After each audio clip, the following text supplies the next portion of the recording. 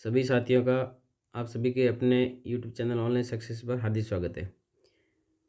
ये हमारे अध्याय 1 गुणनखंड का पार्ट 2 है। यदि आपने पार्ट 1 नहीं देखा है तो पार्ट 1 जरूर देखिएगा ताकि आपको ये पार्ट 2 अच्छे से समझ में आ सके। इसमें हम शुरू कर रहे हैं प्रश्नमाला 1.1 जिसका पहला प्रश्न दिया हुआ है, निम्नलिखित व्यंजकों के गुणनखंड ज्ञात कीजिए। x³ plus 8y³ plus 27z³ minus 18xyz। तो इसमें सबसे पहले जो सरसमीका लग रही है वो है हमारे पास में a³ plus b³ plus c³ minus 3abc बराबर होता है a plus b plus c bracket में a² plus b² plus c² minus ab minus bc minus ac या ca। तो अब ये जो हमें प्रश्न दिया गया है हम इसको इसी प्रकार का बनाएंगे। तो x जो है वो किसका क्यूब है, x³ किसका क्यूब है, x का क्यूब है। 8 किसका क्यूब है, 8 जो है आपको पता होगा 2 का क्यूब है और साथ में क्या आएगा y और इस पूरे का क्यूब हो जाएगा।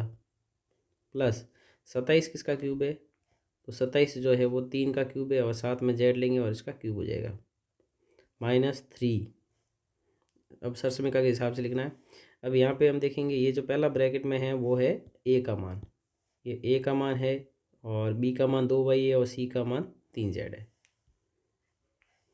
तो a का मान हो गया x, b का मान हो गया 2y और c का मान हो गया 3z। ठीक है, अब ये सारे मान आपको इसमें बराबर में जो सरसमीका वहाँ रखने हैं।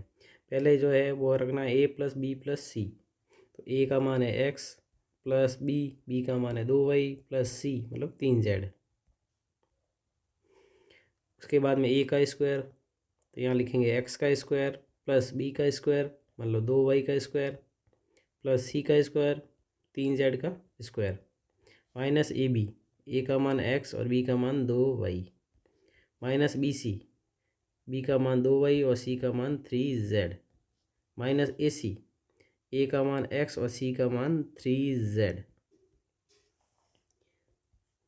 इसको हल कर देते हैं तो पहले x plus 2y plus 3z as it is आ जाएगा और इनके स्क्वायर कर देते हैं। x का स्क्वायर एक्स स्क्वायर, 2y का स्क्वायर करेंगे तो 4y स्क्वायर, 3z का स्क्वायर करेंगे तो 9z स्क्वायर माइनस x और 2y का गुणा करने पे आएगा 2xy माइनस 2 का 3 से गुणा हो गया 6 और y का z से गुणा yz माइनस 3zx या फिर xz। ये इसका फाइनल गुणनखंड हो जाएंगे, इसका आंसर है। नेक्स्ट प्रश्न लेते हैं। दूसरा प्रश्न है x³ minus y³ plus z³ plus 3xyz। तो इसमें भी वही हमें सरसमीका लगानी है। इसको हम यहाँ पे कॉपी कर देते हैं। तो ये सरसमीका है आपके सामने। अब जैसा ये प्रश्न दिया हुआ है वैसा आपको यहाँ पे लिखना है। अब सरसमीका में देखो a³ plus b³ plus c³ तीनों प्लस के, जबकि यहाँ पे y³ के आगे क्या है, माइनस है। अब x³ और y जो क्यूब वाले पद है ना, जिसके आगे माइनस होता है इसका मतलब वो पद माइनस में होगा। तो यहाँ पे हम इस प्रश्न को वापस लेते हैं, इसको बना देते हैं। x जो है x का क्यूब है प्लस माइनस y का क्यूब है तो इसको लिखेंगे माइनस y और ऊपर क्यूब लगा देंगे प्लस z का क्यूब। फिर माइनस सरसमीका के हिसाब से 3, a का मान है x, b का मान है माइनस y और c का मान है z। ठीक है, अब ये इसमें मान अपन रख देते हैं। सबसे पहले a प्लस बी प्लस सी, तो a का मान है x, b का मान है माइनस y और c का मान है z। फिर a स्क्वायर, तो x का स्क्वायर हो जाएगा प्लस b का स्क्वायर तो माइनस y का स्क्वायर हो जाएगा प्लस c का स्क्वायर मतलब z का स्क्वायर आएगा नहीं, इसको नीचे ले लेते हैं।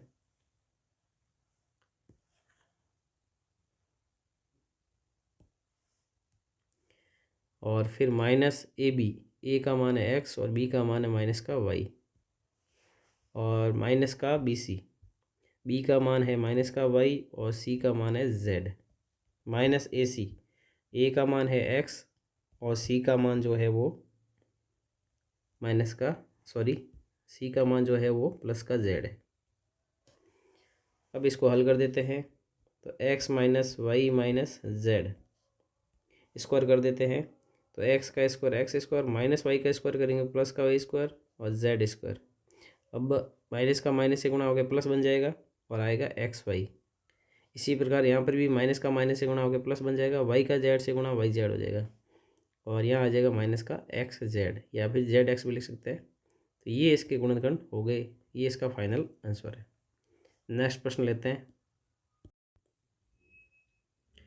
प्रश्न संख्या 3 है एक्स माइनस 2 वाई का cube plus 3 Y minus 2 Z का cube plus 2 Z minus Y minus X का क्यूब, इसके हमें गुणनखंड करने हैं।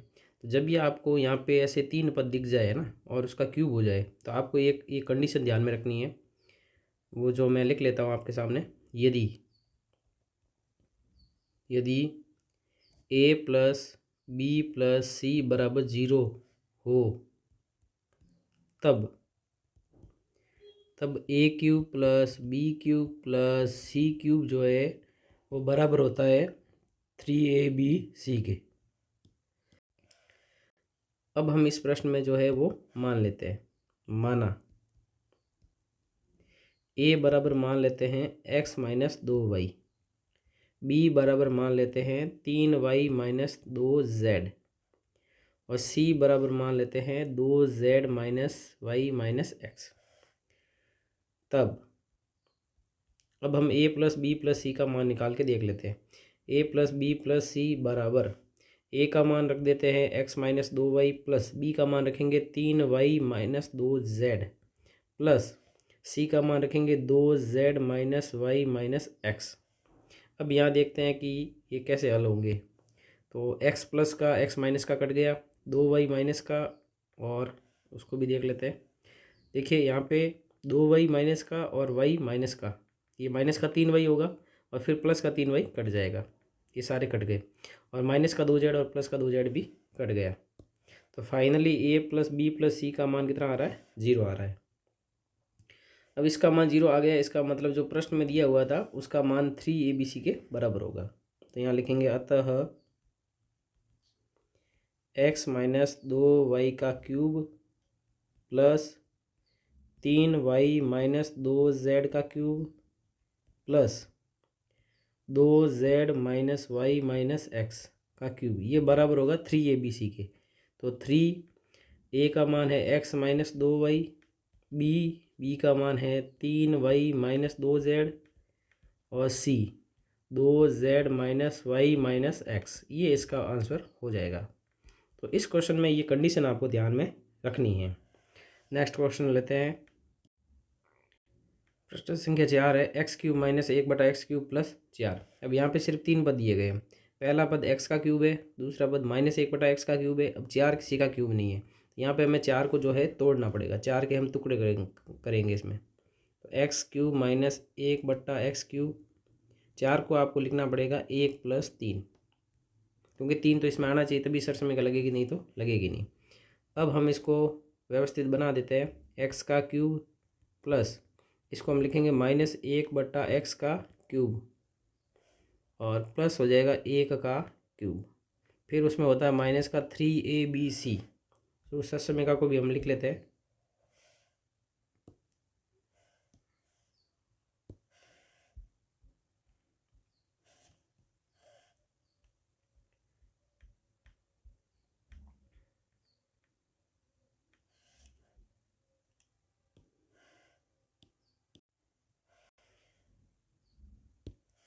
तो सरसमीका है हमारे पास में A cube plus B cube plus C cube minus 3ABC, ये बराबर होता है A plus B plus C और A square plus B square plus C square minus AB minus BC minus AC। ठीक है, अब हम तुलना करेंगे ना, तो ए का मान तो एक्स है, बी का मान माइनस 1/एक्स है और सी का मान 1 है। तो 3ABC, 3 ए का मान एक्स माइनस 1/एक्स बी का मान और सी का मान है 1। अब हमें सरसमीका के हिसाब से इसका आंसर लिखना है, तो फाइनली हम इसका आंसर लिख लेते हैं। तो प्रश्न था एक्स क्यूब माइनस 1/एक्स क्यूब प्लस 4, इसके हमें गुणनखंड करने थे। तो सबसे पहले लिखेंगे ए प्लस बी प्लस सी। तो ए का मान है एक्स, बी का मान माइनस 1/एक्स और सी का मान है 1। फिर ए का स्क्वायर एक्स का स्क्वायर प्लस बी का स्क्वायर माइनस 1/x का स्क्वायर प्लस सी का स्क्वायर 1 का स्क्वायर माइनस ए बी एक्स और बी का मान माइनस का 1/x। फिर माइनस बी सी बी का मान माइनस 1/x और सी का मान है जो है वो है 1 माइनस ए सी ए का मान है x और सी का मान है 1।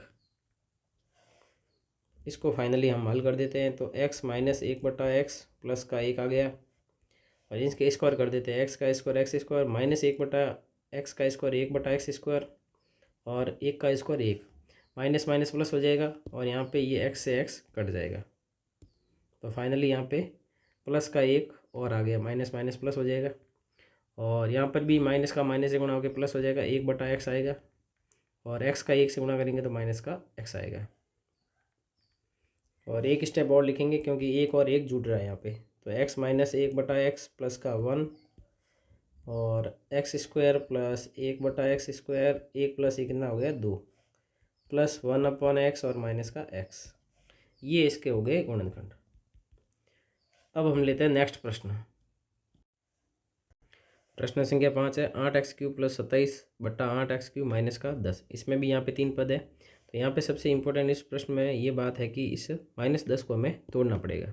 इस प्रकार से तोड़ना पड़ेगा कि कोई न कोई हमें घन संख्या मिल जाए। जैसे हमें पता है एक संख्या 8 यहाँ पे घन है इसके आसपास 8, ठीक है। तो हम माइनस का 8 माइनस का 2 भी लिख सकते हैं, ठीक है, परंतु यहाँ पे माइनस का पद कोई है ही नहीं तो हम यहाँ पे माइनस नहीं लिख सकते। तो हम इसको क्या लिखेंगे 8 माइनस 18 लिखेंगे। 8 में से 18 घटाएंगे कितना आएगा माइनस का 10। माइनस का 8 और माइनस का 2 हम इसको नहीं लिख सकते क्योंकि यहाँ पे कोई भी पद माइनस में नहीं है, इसलिए हम इसको नहीं लिख सकते। अगर होता तो हम इसको लिख सकते थे। तो इसको हम व्यवस्थित कर लेते हैं। 8x³ प्लस 27/8x³ और माइनस के 10 को लिखेंगे 8 माइनस का 18, ठीक है। अब हम इसको सरसमीका के अनुसार बना देते हैं। 8 किसका क्यूब है 2 का और साथ में x आ जाएगा 2x का क्यूब लिख देंगे प्लस 27 3 का क्यूब है बट्टे में 2x का क्यूब प्लस 8 किसका क्यूब है 2 का क्यूब है। अब आपको सरसमीका पता है फिर होता है माइनस का 3abc, उस हिसाब से हमें इसको लिखना पड़ेगा। तो यहाँ हम लिख लेते हैं -3। ए का मान यहाँ पे कितना है ए का मान 2x है, बी का मान कितना है तो 3/2x है और सी का मान कितना है 2 है। इसको जब आप हल करेंगे ना तो यहाँ पे माइनस का 18 आ जाएगा क्योंकि 2 से 2 कट गया x से x कट गया 3 × 3 9 9 × 2 18 तो माइनस का 18 वापस आ रहा है। अब हम इसका आंसर लिख लेते हैं फाइनली। तो प्रश्न हमारे पास में था सीधा ही लिख लेते हैं हम a प्लस बी प्लस सी। ए का मान है 2x प्लस बी का मान है 3/2x और प्लस सी का मान है 2 और फिर a² plus b² plus c²। तो a का मान 2x का स्क्वायर हो जाएगा प्लस b का स्क्वायर 3/2x का स्क्वायर हो जाएगा प्लस c का स्क्वायर तो 2 का स्क्वायर हो जाएगा माइनस a का मान है 2x और b का मान है 3/2x माइनस b का मान है 3/2x और c का मान है 2 माइनस a का मान है 2x और c का मान है 2। इन सब को हम हल कर देते हैं। 2x प्लस 3/2x प्लस का 2 स्क्वायर करेंगे 2x का स्क्वायर हो जाएगा 4x² प्लस 3 का स्क्वायर 9 और 2 नीचे 2x का स्क्वायर हो जाएगा 4x² प्लस 2 का स्क्वायर हो जाएगा 4। अब यहाँ पे जो करता है उसको काट देते, देखो 2 से 2 कट गया और x से x भी कट गया तो फाइनली यहाँ पे क्या बचा माइनस का 3 बचा। आगे भी देखिए यहाँ 2 से 2 कट गया तो यहाँ पे क्या बचा, यहाँ पे बचा माइनस का 3/x और लास्ट में बचा माइनस का 4x। यहाँ पे एक स्टेप और हो जाएगा, 4 में से 3 घटा देंगे तो 1 आ जाएगा तो फाइनल आंसर हो जाएगा 2x प्लस 3/2x प्लस का 2 और 4x² प्लस 9/4x² और 4 में से 3 गया 1 प्लस -3/x और माइनस का 4x। तो इस प्रकार ये इसके गुणनखंड हो गए। नेक्स्ट प्रश्न लेते हैं। छठा प्रश्न है x³ -27y³ -64z³ -36xyz। अब यहाँ पे देखेंगे y के पद के आगे भी माइनस है, z के पद के आगे भी माइनस, इसका मतलब y और z के मान जो है माइनस में होंगे। तो इसको हम व्यवस्थित कर लेते हैं। तो x का क्यूब हो जाएगा ये, फिर यहाँ प्लस का निशान लगाएंगे, और 27 किसका क्यूब है, -3y का क्यूब है ये, फिर प्लस क्यों लगा रहे हैं, क्योंकि हमने पढ़ा है कि सरसमीका में सब ये प्लस होते हैं। जैसे ये सरसमीका वैसे आपको सारे बनाने हैं। अब -64 है तो वो माइनस का 4 हो जाएगा, और z इसका ये क्यूब है, फिर माइनस, फिर आपको सरसमीका के हिसाब से लिखना है -3a का मान यहाँ पे x हो गया पहले ब्रैकेट में, और दूसरे ब्रैकेट में y का मान हो गया b का मान -3y हो गया, और c का मान हो गया -4z। ये हमने इसको जैसा सरसमीका दी वैसा हमने बना दिया। फिर हमें लिखना है a + b + c। तो a का मान यहाँ पे है x, b का मान है -3y, और c का मान है -4z। फिर a², तो x का स्क्वायर प्लस b का स्क्वायर -3y का स्क्वायर प्लस c का स्क्वायर -4z का स्क्वायर माइनस a का मान x और b का मान -3y माइनस b का मान है -3y और c का मान है -4z माइनस a का मान है x और c का मान है -4z। इसको हम हल कर देते हैं। तो x -3y -4z, x का स्क्वायर करेंगे x² प्लस -3y का स्क्वायर करेंगे तो प्लस का 9y² हो जाएगा, -4z का स्क्वायर करेंगे तो प्लस का 16z² हो जाएगा, और माइनस माइनस प्लस हो जाएगा, 3y का x से गुणा करेंगे तो 3xy हो जाएगा, और फिर माइनस माइनस प्लस, फिर वापस माइनस हो जाएगा, 3 × 4 हो जाएगा 12 और yz, माइनस माइनस गुणा हो गया प्लस हो जाएगा, 4z का x से गुणा करेंगे तो 4zx या 4xz भी लिख सकते हैं। तो ये इसका आंसर हो गया। नेक्स्ट क्वेश्चन लेते हैं। सातवां प्रश्न है x³ - y³ बटा 27 + z³ + xyz। तो सबसे पहले तो हम इसको बना देते हैं, जैसी सरसमीका होती है सरसमीका भी हम लिख लेते हैं। सरसमीका आपके सामने ये लिखी हुई है, इसके अनुसार इस प्रश्न को हम बना देते हैं। x³ जो है वो x का क्यूब है, प्लस अभी ये आगे माइनस है तो माइनस का y, और नीचे 27 है, 27 किसका क्यूब है, 3 का है, तो -y/3 का क्यूब, प्लस z प्लस का ये तो z का क्यूब हो जाएगा। फिर सरसमीका में -3abc होता है। a का मान यहाँ पे पहले ब्रैकेट में x है, b का मान -y/3 है, और c का मान z है। तो 3a का मान x, b माइनस का y/3 और c z हो गया। ठीक है, अब हम इसको आंसर लिख लेते हैं। सबसे पहले a + b + c, तो a का मान x प्लस मतलब b का मान -y/3 और प्लस c का मान कितना हो गया, z हो गया। फिर a² + b² + c², तो x का स्क्वायर प्लस -y/3 का स्क्वायर प्लस z का स्क्वायर, फिर -ab, a का मान x, b का मान -y/3 -bc -y/3 और c का मान जो है वो है z। फिर है -ac, a का मान x है और c का मान z है। इसको हल कर देते हैं। x - y/3 प्लस का z, इसका स्क्वायर कर देते हैं, x का स्क्वायर x² प्लस -y/3 का स्क्वायर करेंगे तो y²/9 हो जाएगा, प्लस z का स्क्वायर z²,